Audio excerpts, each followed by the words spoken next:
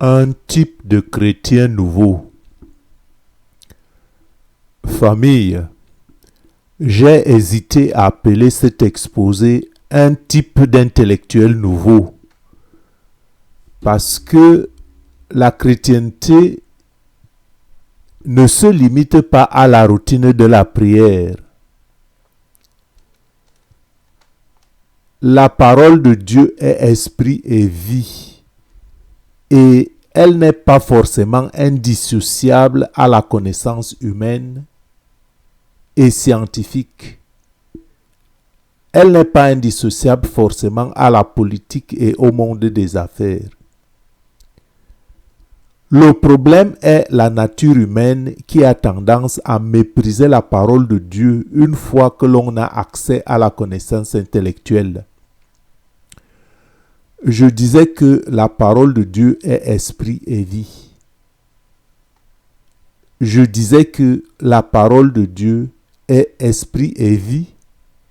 Voilà pourquoi elle est créatrice et ne peut pas être réduite à la routine.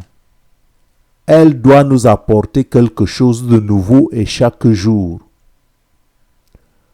Famille, combien est-il important de nous réjouir de la vie que Dieu nous a donnée et de ne pas la voir seulement comme une croix à porter et comme si vivre signifiait seulement douleur et souffrance.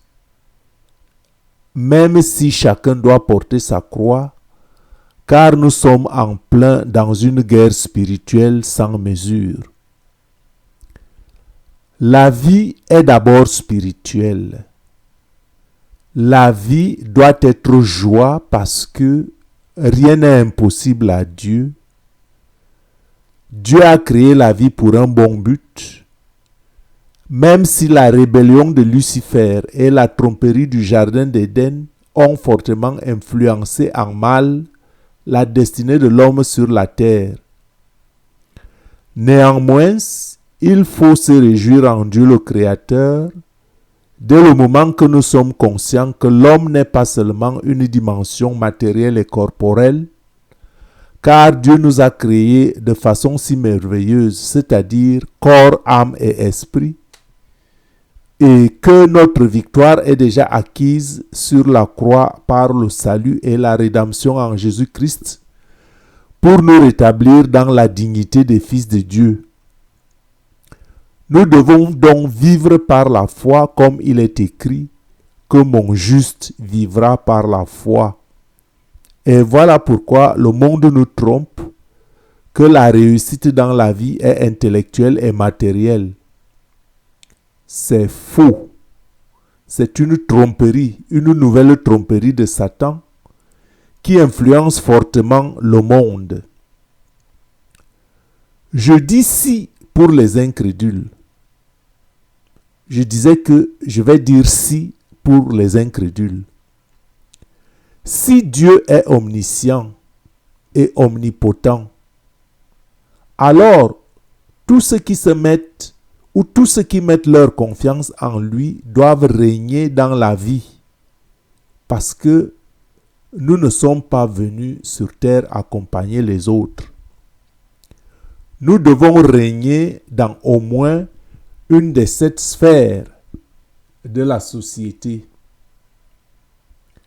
Notre société est structurée en plusieurs institutions, organisations et infrastructures au sein desquelles nous vivons et devons interagir selon leur nature ou leur raison d'être. Nous nous laissons influencer tout comme nous pouvons aussi les influencer en retour. Ces domaines ou des sphères d'influence sont une identité de chaque peuple, communauté ou pays, voire ensemble et regroupement régional ou international.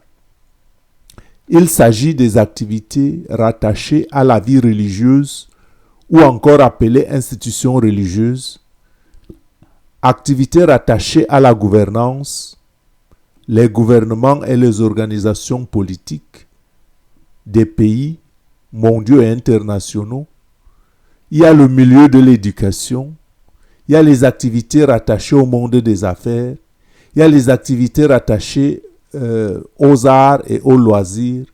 Il y a les activités rattachées aux médias. Donc voilà les 7 sphères d'influence de la vie dans une société. J'ai cité les institutions religieuses, le gouvernement et la politique, le milieu de l'éducation, le milieu des affaires, les arts et les loisirs et les médias. Chacune de nos activités se réfère et se rattache à une de ces sphères de la société qui nous impactent quand nous ne les impactons pas. Voilà pourquoi nous devons prier Dieu afin qu'il nous montre dans quel domaine de la société il veut nous utiliser. Parce que beaucoup de croyants pensent à tort que Dieu ne peut les utiliser que dans une institution religieuse. Tant le monde semble corrompu dans toutes les sphères de la société et que même le diable a infiltré les églises avec des enseignements qui font regarder la parole de Dieu comme quelque chose d'utopique, de pas réalisable. Moi, Gabriel Messi, je suis venu vous dire que la parole de Dieu est réelle et qu'elle a marché hier, qu'elle marche aujourd'hui et qu'elle marchera éternellement. Nous devons prier pour que notre vie soit un joyeux remerciement qui coule d'un cœur pur comme un fleuve de joie. Nous pouvons par exemple servir Dieu dans les affaires de manière honnête afin d'être un bon intendant parce que tout ce qui est sur cette terre appartient à Dieu. Nous sommes juste des intendants. Alors si Dieu nous appelle dans les affaires, nous faisons des affaires de manière honnête et nous sommes donc un bon intendant, un instrument dans les mains de Dieu qui finance les besoins financiers et matériels pour l'extension du royaume de Dieu. Il ne faut pas toujours regarder les affaires comme une affaire de corruption et de pot de vin. On peut faire des affaires de manière honnête.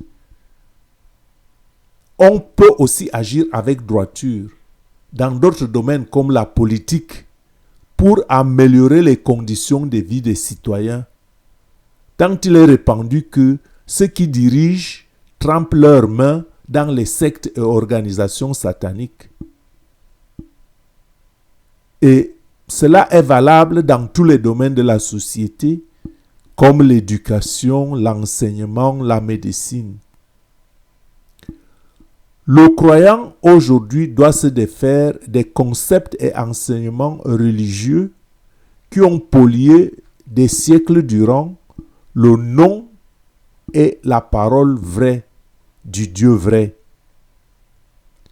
C'est pourquoi nous devons remercier sans cesse Dieu en toutes choses et pour tout ce que nous possédons, pour chaque don et chaque chose que Dieu a permis et permet. Ainsi, une bénédiction de joie va nous venir de Dieu. Une bénédiction de Dieu venant de Dieu descendra toujours sur notre vie. La vie n'est pas limitée à la routine de la prière.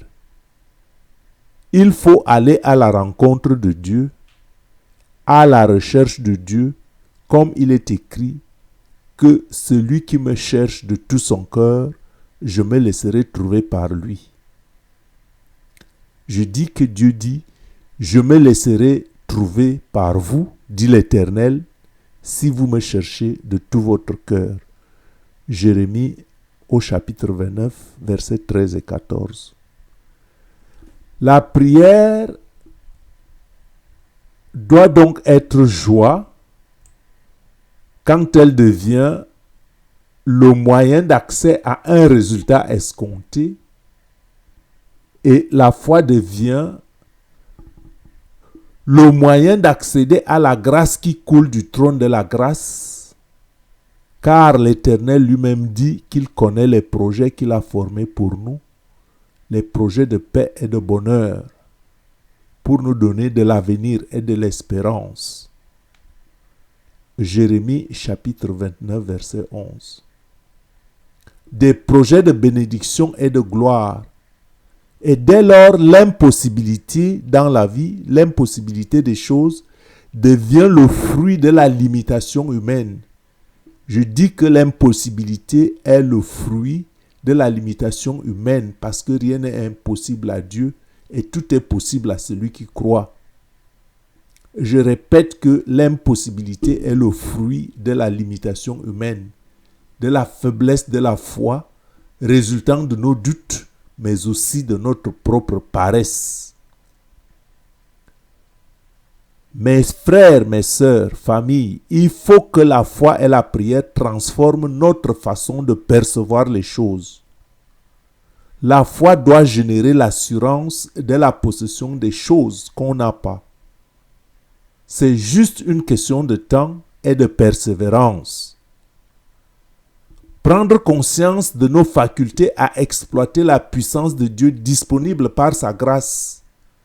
Et Jésus-Christ étant le moyen et le facilitateur de ce grand projet qui restaure notre vie dans le plan original, dans les desseins de Dieu. Je dis Jésus-Christ pour ne pas exclure les autres religions. Parce que dans les autres religions, on scelle toujours l'alliance avec Dieu par le sang. Or, quand tu regardes les autres religions scellent le sang par le sang des animaux. Or, Jésus-Christ est le sacrifice humain. Et le sang d'un homme ne va-t-il pas parler plus que le sang des animaux? Donc, il faut quand même que les gens comprennent que leurs habitudes, leurs traditions, leurs rites sont une bonne chose, mais il faut reconnaître la vérité. La vérité a évolué, que dans l'ancien temps, on sacrifiait l'expiation des péchés par le sang des animaux. Et que dans une nouvelle alliance, c'est le sang humain qui parle pour tous les hommes, pour chacun de nous. Et on n'a donc pas besoin de sacrifier les animaux maintenant, en particulier chaque famille sacrifie un animal, mais il y a eu un sacrifice unique. J'en reviendrai sur ce thème beaucoup plus amplement parce qu'il est un thème très délicat. Et c'est pourquoi les héritiers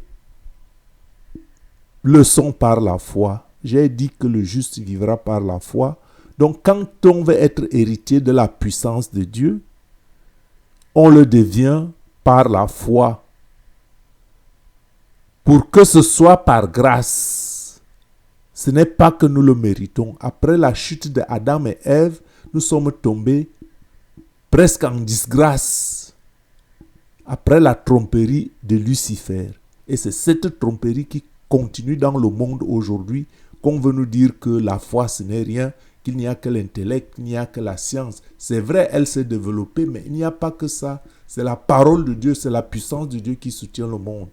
De sorte que ce soit la grâce. Et afin que la promesse soit assurée à toute la postérité de ceux qui croient. Non pas seulement à la postérité qui est sous la loi, mais aussi à celle qui a la foi d'Abraham, notre Père à tous. Selon qu'il est écrit, « Je t'ai établi Père d'un grand nombre de nations. » Et même l'islam aujourd'hui reconnaît Abraham comme père. Et que le sacrifice qui se fait actuellement est le sacrifice que Abraham a initié à la montagne quand il a offert Isaac. Abraham est le fils de Ismaël avec la fille égyptienne, mais c'était la relation illégitime. Et Isaac est le fils d'Abraham, c'est le demi-frère de Ismaël par son épouse légitime.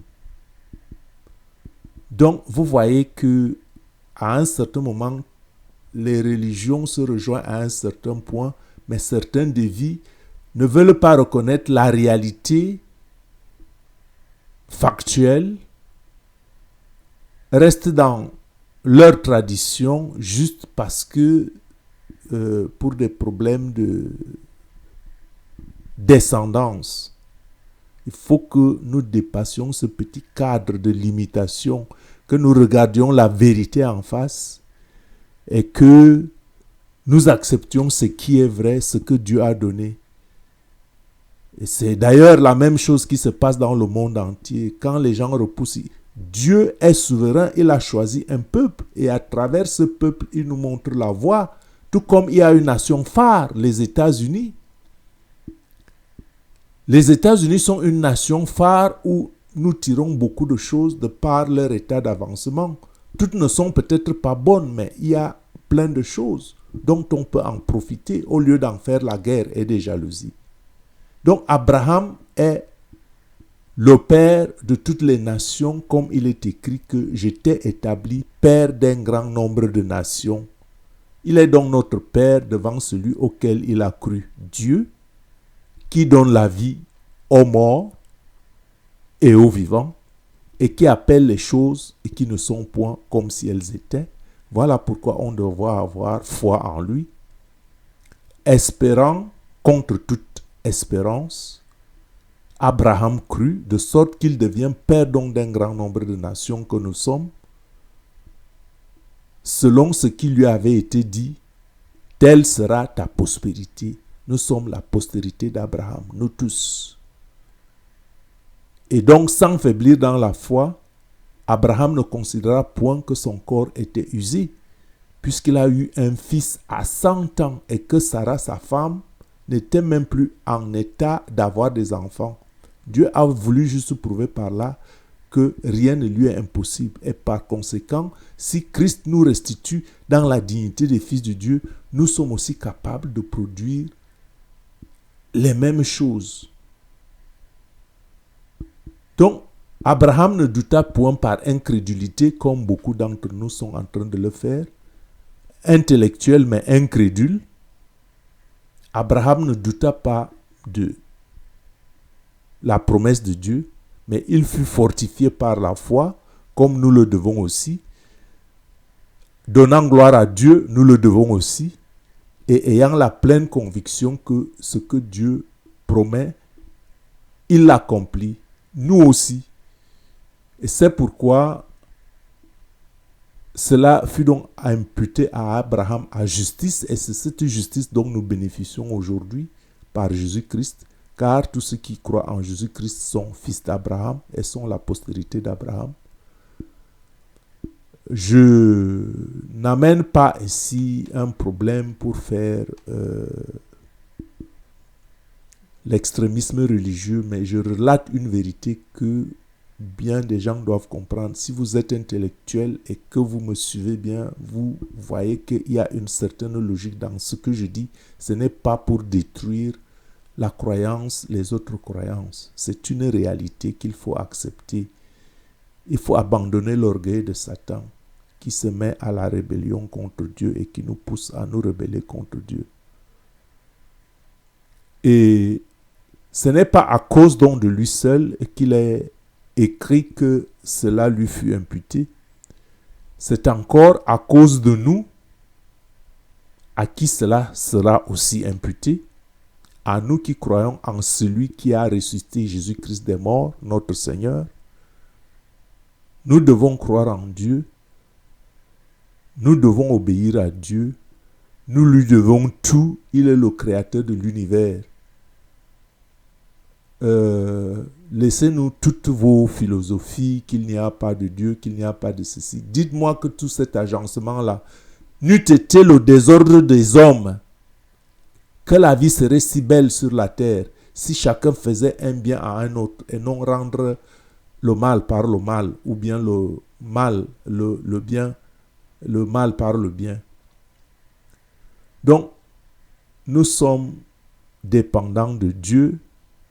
Dieu ne nous a pas créés de façon à être indépendants de nous-mêmes. Dieu nous a créés de telle sorte que nous soyons dépendants de lui. Voilà pourquoi il y a souvent des épreuves, même si les épreuves ne viennent pas forcément de Dieu. afin que nous reconnaissions nos limites et qu'il y a un être supérieur qui peut nous aider. Il suffit de lui faire confiance. Donc, lui faire confiance par Jésus-Christ parce que Jésus-Christ est le sacrifice expiatoire. C'est le sang humain qui est au-dessus des sangs des animaux.